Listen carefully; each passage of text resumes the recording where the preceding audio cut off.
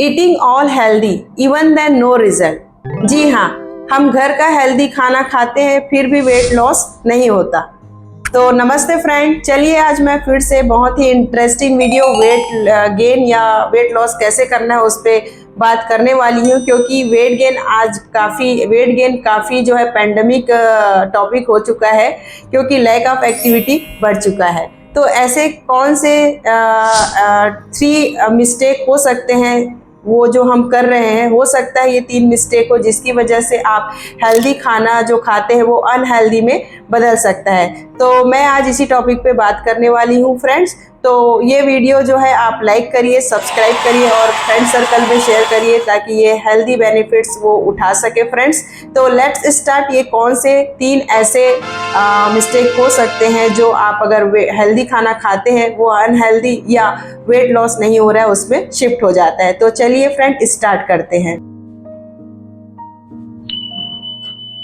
घर का खाना खाते हैं, हेल्दी खाना खाते हैं, फिर भी वेट लॉस नहीं हो रहा है या वेट गेन हो रहा है।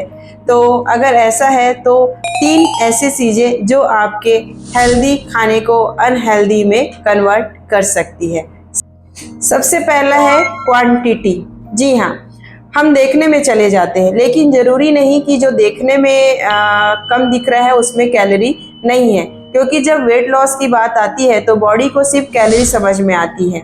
जैसे हमने पीनट्स या मखाना लिया, 1 मुट्ठी 20 ग्राम के बराबर अगर हमने मखाना लिया है, लेकिन उसमें कैलोरी भी है, वो 1 मुट्ठी जो पीनट्स है वो 2 रोटी के बराबर हमें कैलोरी देती है।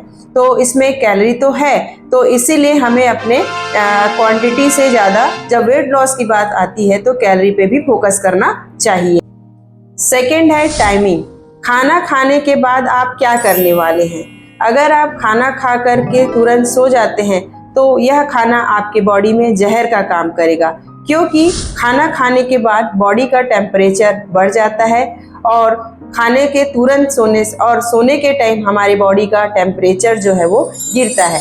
अगर आप खाना खा करके तुरंत सो जाएंगे तो बॉडी जो है वो कंफ्यूज स्टेट में चला जाएगा और खाने को जहर बना देगा।